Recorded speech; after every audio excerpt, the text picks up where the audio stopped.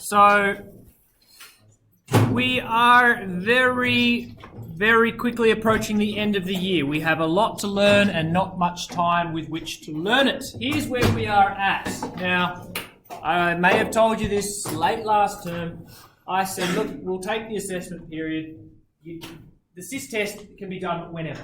All right? The fact that it's the second day back into term shouldn't matter because you've been looking at past SIS tests over the holidays. I gave you an email about what will be involved in the SIS tests. It's your standard, combining your uncertainties, expressing your errors, the rules for combining uncertainties.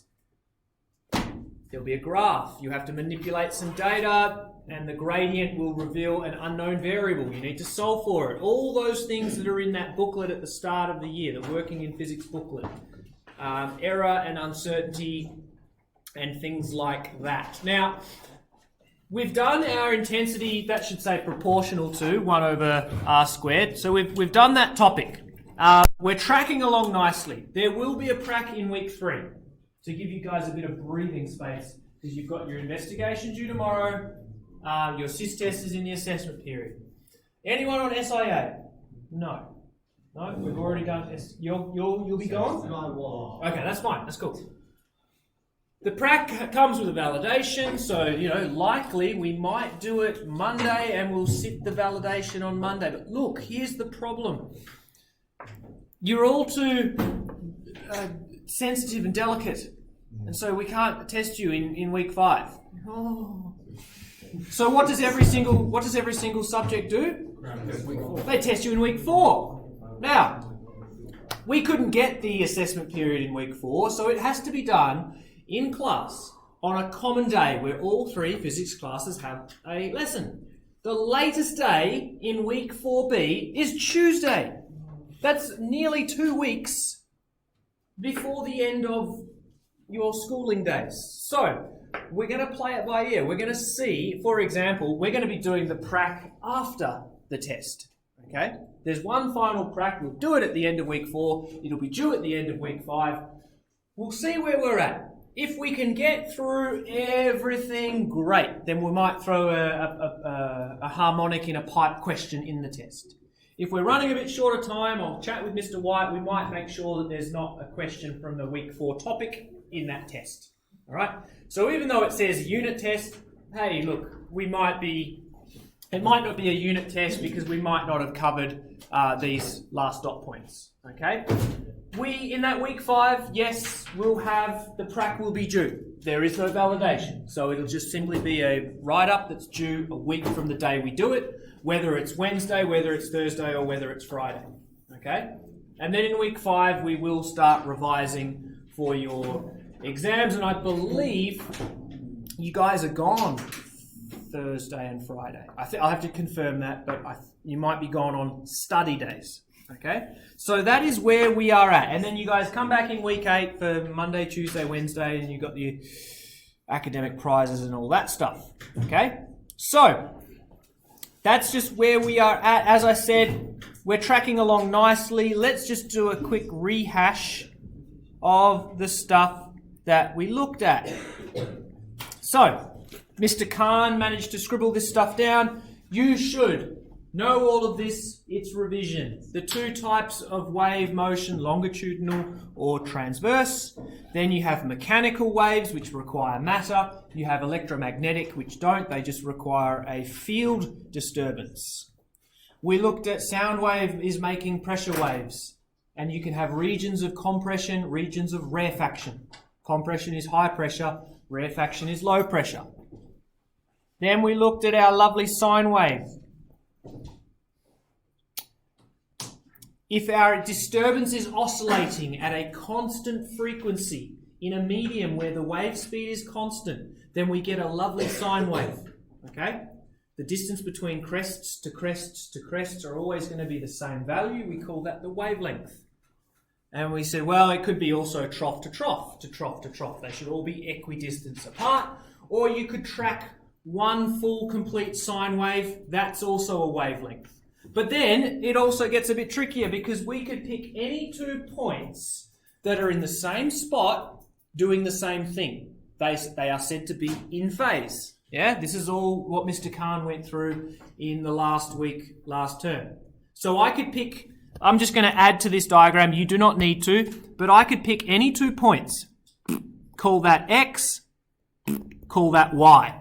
They are in the same position from the equilibrium point, and they're doing the same thing. In this case, I don't know, we could say that they're both travelling upwards.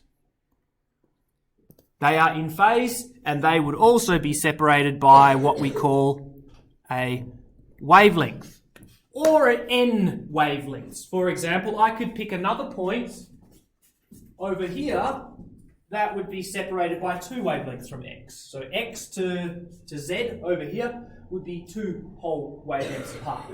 So just remember that. Then any other points is out of phase. So I could pick x to, I don't know, z. You know, they're in different positions doing different things. They are definitely not in phase. Okay? All right. Crests, troughs, yep, cool. And then please remember, this is a trick. Remember, a position graph or a displacement position graph is a snapshot in time. We say, imagine that you took a picture of the Mexican wave on the other side of the stadium, and you can see people that are in their seats, people that are out of their seats, people that are throwing empty beer cups into the air, but you don't know which way the wave is travelling. You don't know which way the people are moving. Is that bloke moving upwards? Is he sitting back down? Is he at a highest point? Is he about to return back to his seat? You don't know. How do you figure out their movement? You advance the wave forward a tiny bit, and then that enables you to figure out where the particles need to be moving. In this example, B must move down, C must be moved up, D must be moving up. That's what I was trying to say, moving up in order to advance that wave. Okay? And then we got to the wave equation. Boom! V equals F lambda. All right? That's in your data sheet. As is period equals inverse of frequency. This equation, let's just add, it's not in the data sheet. Why is that shift giving me the shifts there? But you should know that as the temperature increases, the wave speed increases in air. And that's just a lovely, nice equation. And oh look, it's linear and it has a y-intercept. We could plot that. But we're not going to. But anyway, you should know in hotter air, sound travels faster than in colder air. All right, and then you had homework and you did all those homework questions. Okay? All right, and then I went off and spoke about that stuff on the Friday. Now let's get to some new stuff. Now, could you get to this page, please? And we're going to look, this week is all about wave interactions. And there's a dot point in the syllabus called Huygens wavelets. Now, really, this should be immediately after page number... Oh, I didn't put page number on this booklet. Damn it.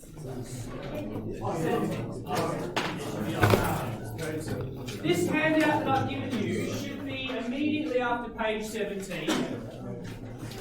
Unfortunately, I didn't put this in before I printed it. So we'll come to this Huygens principle or Huygens wavelets. But it is important. This page here, page 17, is the basics of how waves behave. Okay? And you've got to understand the basics before you jump into the more complicated stuff like superposition, beat frequencies, harmonics, constructive and destructive interference. These are all weird things that can be observed. You've got to explain them using the basics. So, we've got this idea that we've got wavefronts.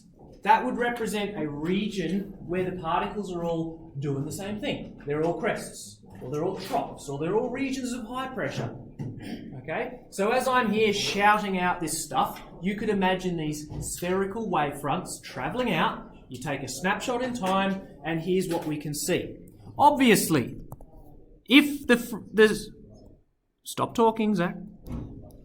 If the source is oscillating at a constant frequency in a medium with a constant wavelength, then these wavelengths are going to be travelling out at the equidistant. These wave fronts are going to be equally spaced because obviously they're travelling out with a certain velocity. Okay? Now, just for the sake of this, let's just say that these wave fronts continued on. So let's just put a little barrier here with a gap, and let's just draw in some more wave fronts. Let's continue these bad boys. So, try and draw your wave fronts equal distant apart, okay? And what we're going to see is eventually they get so far away from the source that their radius of curvature becomes really large, and they basically look like straight wave fronts, okay?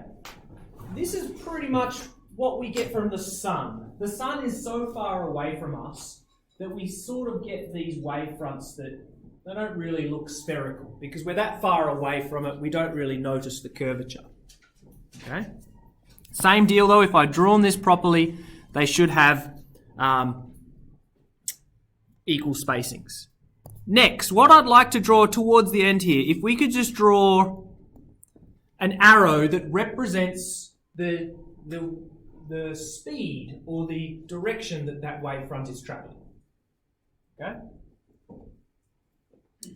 And then the last thing we could do, now it is written down there, but I'm going to draw it down here. We could basically draw the ray, which is the direction that the wavefront is traveling.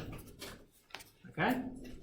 So think of it as an arrow that is perpendicular to the wavefront. Okay? Now, let me just make sure I haven't missed anything from last year. So look what we've got. Down here, this is sort of representing the same thing, but instead of wavefronts, it's drawing it as rays. So again, you could imagine these wavefronts are travelling out away from the source of disturbance. Okay? Let me just make sure I haven't missed anything.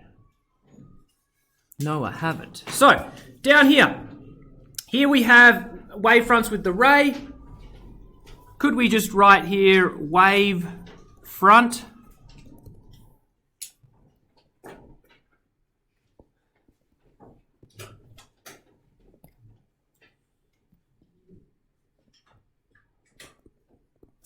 Okay.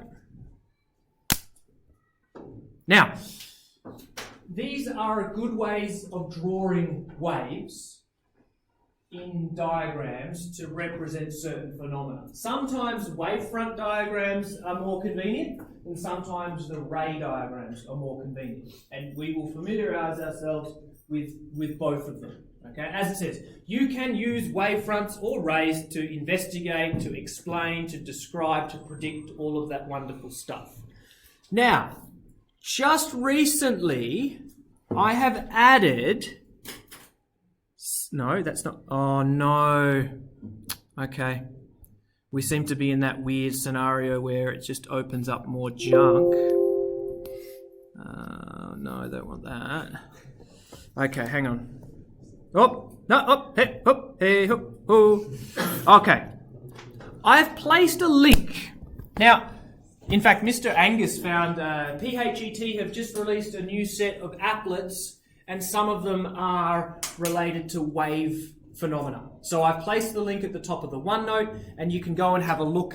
Let's get rid of the graph. Here is our ripple tank, okay?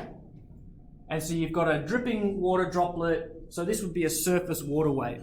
Now I was playing around with this literally period 5, my free period. You can go to a side view and you can see the surface water waves. Okay? You can increase the frequency, you can decrease the amplitude. So again, you've now got two applets available to you. You've got the Felsted one, which is this, and then you've got the PHET. So please go home tonight, and Fortnite's not working anymore, so you can play with this instead. Okay, let's just go back. The great thing about this is you can pause this, and same deal. It's a color contrast. So maybe black represents a low amplitude and blue represents, maybe I could flip it and confirm that. No, I can't remember. Anyway, what you can do some cool things. You can put this little water level meter here and a water level meter here, and I've separated them by one wavelength. So if we play this sucker out, look at the little graph. You can see that both of them are in phase. Well, at least they should be. You've got the grey and... It's not funny, it's like 1 pixel to the left. Calm down. But you'll notice that the grey one has a slightly higher amplitude. Isn't that interesting? We learnt that the intensity of your energy decreases as you get further from the source. What do you think would happen if I moved the black line 1 wavelength out? It would probably get smaller. Put him out to here. Now let's look. Still in phase, but hopefully we would see that the amplitude decreases. So this is a very nice applet. There are more different simulations that you can look at further down. If we go to the side view, obviously it agrees that yes, watch the amplitude of the wave as it travels further. It's getting smaller. And we can bring in the graph, and the graph is going to show it as well. So you've got your maximum amplitude nice and close. The further away you get, we're going to see an inverse square law. Because remember, that energy is now travelling out over the perimeter of a circle. Be 1 on r rather than 1 on r squared. Anywho, fingers crossed this works. Mr. Angus has set up over here the ripple tank. Now, rather than you guys trying to look at the screen, we've got a document camera looking at this screen here. It's a bit dark, so let's turn on the strobe light. Okay. Now, if I tried to set it up, I wouldn't. He's really, really good at setting this up. What we've got are 2 separate sources. What I'm going to do, however, is just get 1 gap. All right, now, here's what we've got. An interesting thing, and this is the Huygens principle that we'll hopefully be able to explain. At the back, we've got this long bumper, and it's just going backwards, or it's going up and down. It's sending out a plane wave. So your wave fronts are travelling out like straight lines. But when they get to the gap, so hopefully you can see at the top there's a barrier, and at the bottom there's a barrier, similar to what you drew at the top of page 17. It seems to be spreading out. Okay. Now, graphically, there would be geometrically, there would be shadows. I mean, if you thought that light travelled in a straight line, you'd be dead wrong. If a wave travelled in a straight line, then mathematically, it should just be cut off here and continue travelling, and there should just be this massive shadow. But what you find is that it bends around. You can sort of see the wavefront has curved, all right? And that's what Huygens, he wasn't German, he was Danish. I think he was a Danish scientist. He came up with this idea called the Huygens principle. So, could we please switch back to the extra page that I gave you that says Huygens principle. Now, thank you. No, I'd like to go back down now. Thank you. So this is what he said. He goes, all right,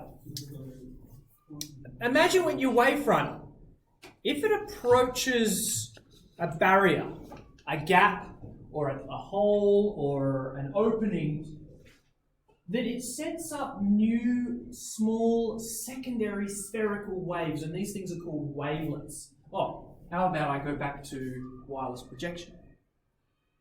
Yes, there we go. That's what I'm trying to do. So, this is kind of what we had going on there. You got your plane waves, and when it comes to here, this wave now acts as a new secondary source, and he called it a wavelet, secondary wave. And then these guys travel out spherically.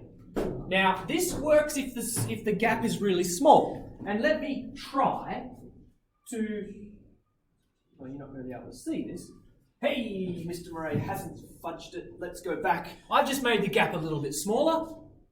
Okay? And this is sort of what you're seeing. All right? We've got these plane waves back here. There's a gap here, and oh look, it looks like there's a point source here. Remove the barrier, remove the gap. It looks like there's just one little point source in the middle, and it's like a spherical. So that's that first diagram, okay? And so imagine back in the 1600s, you didn't have these cool ripple tanks. You didn't have these animations. He was trying to explain it with mathematics, and he did all of the maths and calculus and stuff. But that's our secondary wave source. And it explained, this phenomena, by the way, is called diffraction. And we're going to learn about diffraction over this lesson and next. And I might have spoken about it on the last lesson where I said, Matthew Gamble, can you hear me? Yeah. Yes, that's because the sound is diffracting around Stephen's head. All right? And Huygens' principle is explaining that. So when it gets into a gap, now you've got the wavelets now act as new secondary sources, and they bend around. Okay, let's go back to that booklet. What would I call it? The extra page. We are, in the next 15 minutes, going to explain another phenomena that waves can do, and that is called refraction. You might have learned it in Year 9, you might have revised it in Year 10, but it's the bending of light as it moves into a medium where it speeds up or slows down. Now it gets a bit trickier. Have a look at this diagram. When the wavefront gets there, it acts as a secondary wave source, a wavelet. Each wavefront could be treated as new wavelets that travel out, but then there's going to be regions where they work together again. And that's your new wavefront that's refracted into the medium. It's a little bit tricky. But his principle and the maths behind that supported the idea of refraction. And Snell came along with his with his mathematical equation as well. So two different scientists thinking of stuff, working together, and it supported each other. Yes, Matthew? Why do you have, is it represent like the bigger representing like the stronger waves? Okay, I've jumped the gun here by throwing. We're going to look at this phenomena in greater detail in about 2 or 3 minutes. Okay, and hopefully it will clarify. So, oh look, this is what I had at the start. This was the large gap. If I may make the gap larger again. Obviously, a small gap makes sense. It's just one little point source travelling out spherically. But hang on, if I make the gap large, why are we still getting refraction occurring at the edges? So if you look at your very small diagram in the bottom right corner, now the diagram has 1, 2, 3, 4, 5, 6 new wavelets, these imaginary new spherical point sources, and when they travel out, they're going to combine. That's later on this week. Waves can combine together and increase their amplitude. Okay. So let's just turn off this flashy lighty and let's go back to OneNote. Do we want the lights on, or are you okay with that? That's quite calming, isn't it? All right. So, I like hearing the prep kids screaming out there. Okay, close it. Fair enough. Okay. Reflection. This is easy, guys. You did this in Year 9. You played with the light boxes. Okay. Now, this is an example. If I drew my wavefronts like so, here comes my wave. Here comes my wave. Da, da, da, da. Here comes my wave. It's not really. Oh, what the hell's going on? Oh my God, the wave's reflected. Okay. Boom. Draw that. And just note that it is pretty difficult to do, which is why I've got 2 little reflective mirrors down there, because a wavefront diagram, Wilson, a wavefront diagram isn't really the best for drawing reflection. You could open up the Felstat app, set it to reflection, and it might send out a burst of parallel wavefronts that strike a reflective surface and bounce off or reflect off. Yes? Are the lines bouncing off showing like the direction? Well, you remember it's a wavefront that hits, and so as my elbow hits, my elbow reflects and then bounces off. Wait, so the lines like that are just showing the wavefront. Yeah? And then I'm about to draw the ray diagram, which is a lot nicer of a diagram. So, let's draw in our ray on this diagram.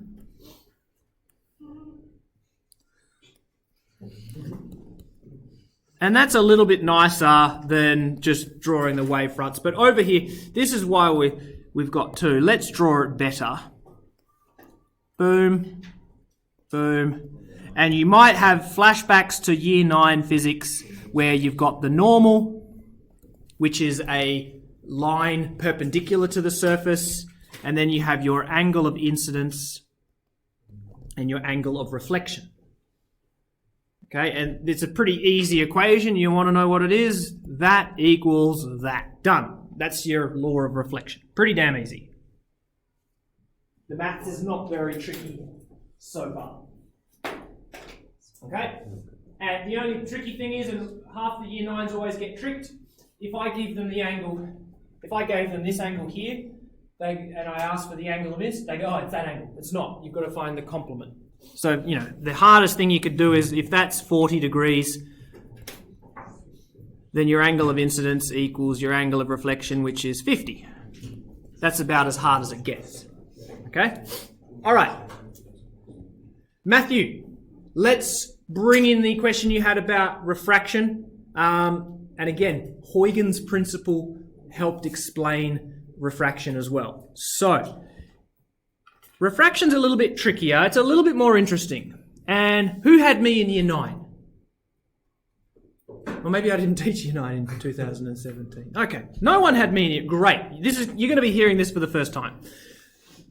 There's some cool maths here, and if you're in spec or methods, you might be able to derive Snell's law. It's not in the syllabus, but this is the easiest way to explain how light behaves. But we're going to do it with a lifesaver.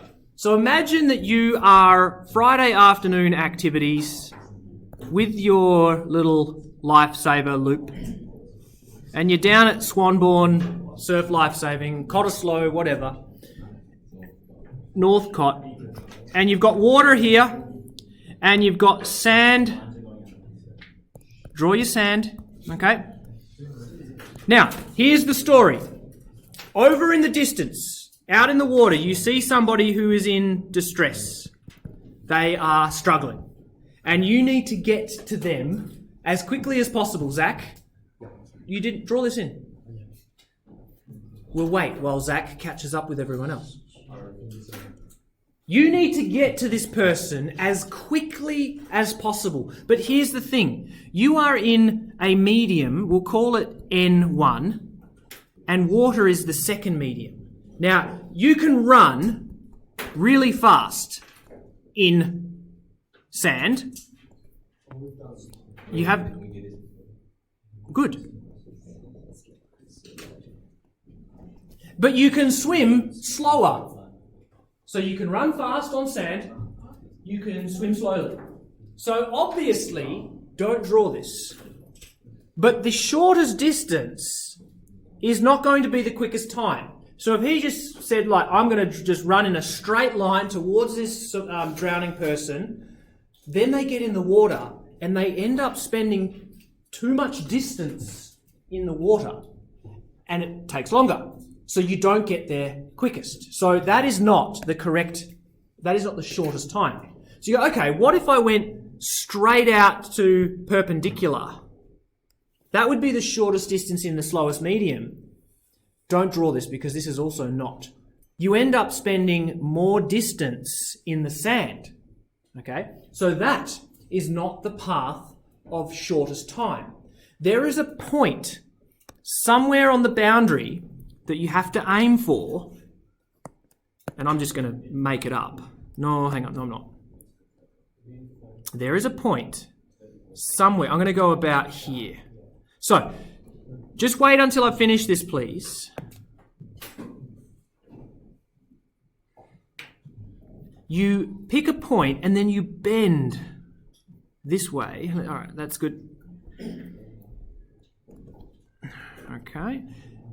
Such that you bend towards the normal as you enter the slower medium, such that your angle of incidence is greater than your angle of refraction. Okay? Please draw this in.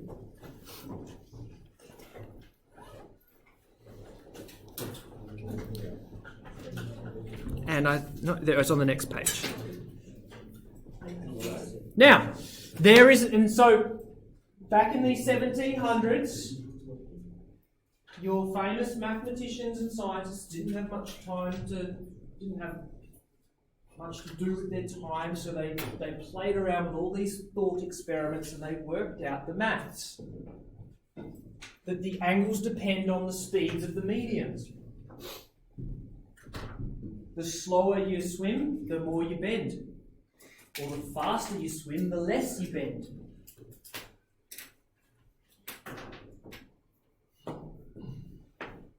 And it would make sense if the velocities are the same.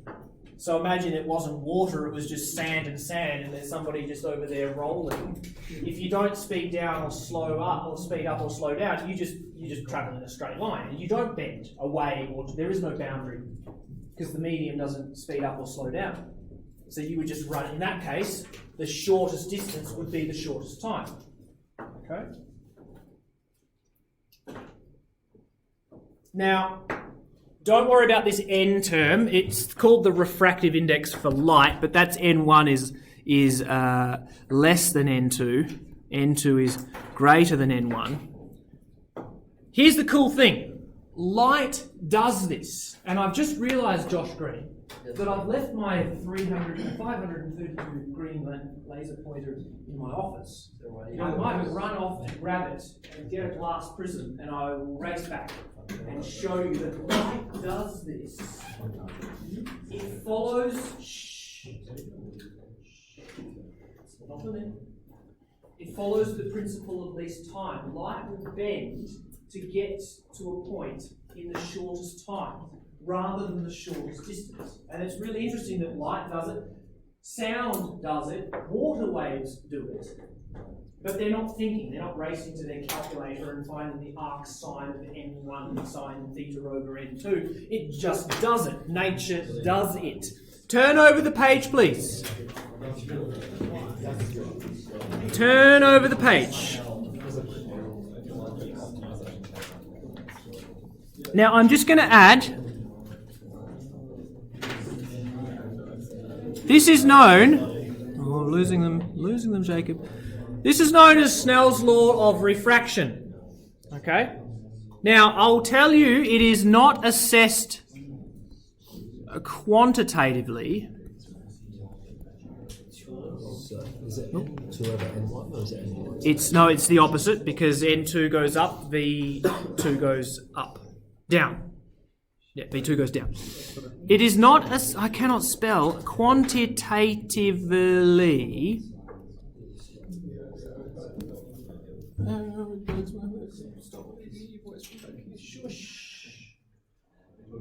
You're not expected to use this equation, but you are expected to be able to sketch a ray diagram of refraction.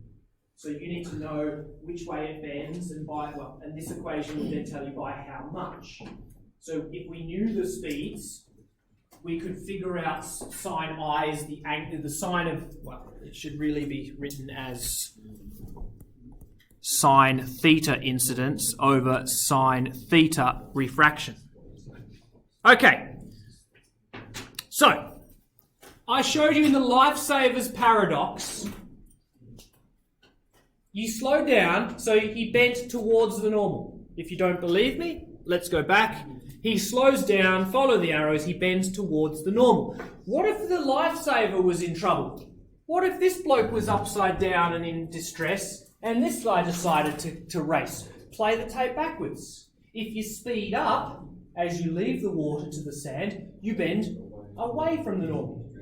There's one other way, other than just remembering that statement, there's one other way to remember it. I would like you to draw a barrel. No. That's better. One of those barrels that if you shoot at in the game, it goes bang and explosions and flames. One of those barrels. Yeah. Imagine you're rolling a barrel, and for now, let's just go concrete to grass. So imagine you're rolling a barrel from concrete to grass. And as that barrel hits this boundary, I need you to visualize now that this leading edge is now traveling slower than the trailing edge. So have a think. If the leading edge is moving slower than the trailing edge, then the barrel has to rotate. Okay? Obviously, we know that the wavefront is going to change its direction as it enters. But for now, let's just imagine that this barrel is then going to rotate, and it's going to rotate that way, such that now it's okay. And so it's a bit hard to draw, but let's just add our normal.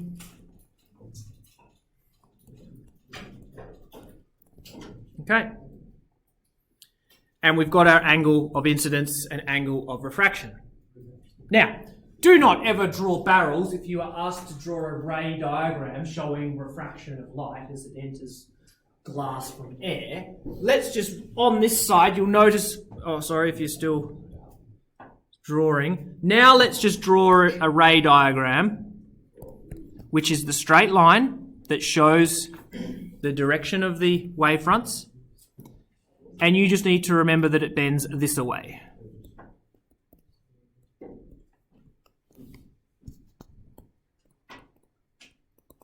And that is for V1 bigger than V2, meaning it slows down.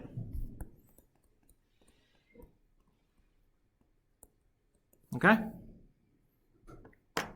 Now, could you, if I go racing off to my office to grab my 530, and Mr. Masterton confiscated another one, so I've got two of them now. Something a year 8 kid turned up with one. Flashing it about, so now I've got two. Could you try and sketch the opposite? So now could you roll the barrel from grass to concrete? Then the leading edge is then travelling faster relative to the trailing edge. It's going to bend the other way. Could you please sketch those two things while I race off and grab the laser pointer?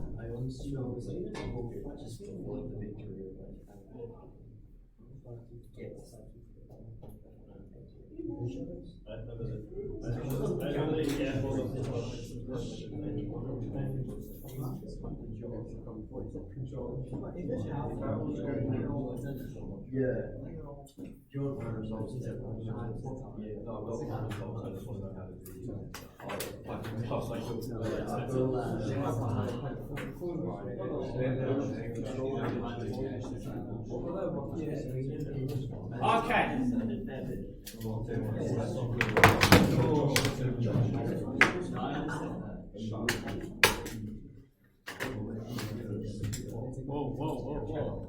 Shield your eyes, children. Okay.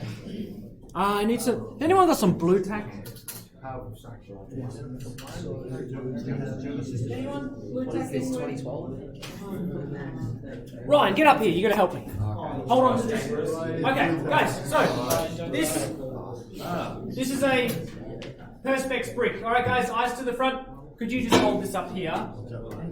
Whatever you do, don't look at the beam. Now we've got people move over this so that Trenton needs to be able to see. Hold it above you. Or maybe squash. Yeah. Wish I had some blue tack. Okay, so guys, I'm going to bring the laser beam now. I can move the laser so that you can see the line of the beam.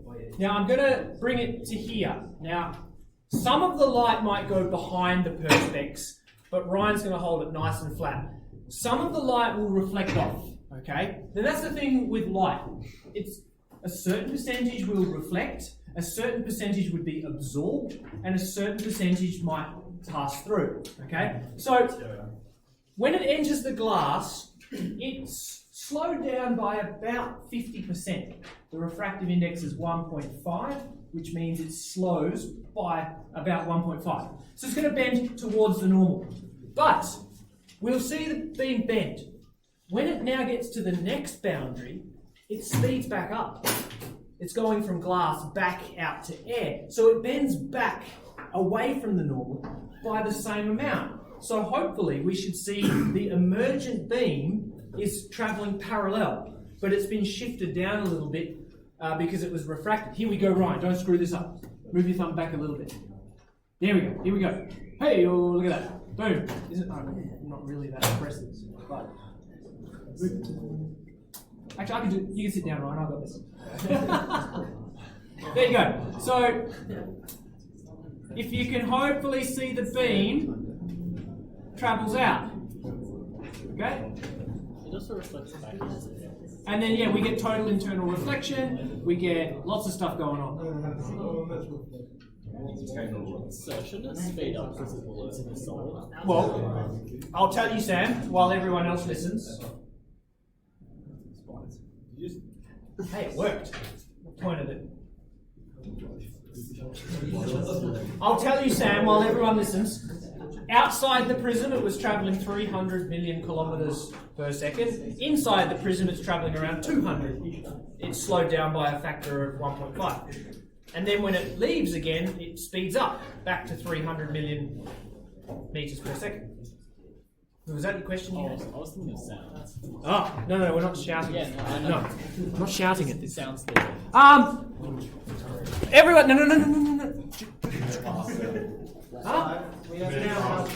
Sit down. One last thing. Okay, we'll play with the room attack tomorrow. Get out of here. Have a good afternoon, and ladies. Investigations tomorrow. Please bring them into class. She's test period. Make sure you Nicholas, one question. One question. What? In class. Do your bridging now. See you later, guys.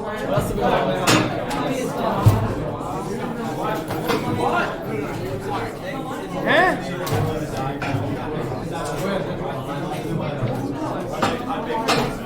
Come on, little OBS. We split up the original to do with our undefined line. Do we need to? Come on, I just want to open this damn thing. Do we need to convert? Guys, help me. Show all windows. Stacked. There we go. I just wanted to open.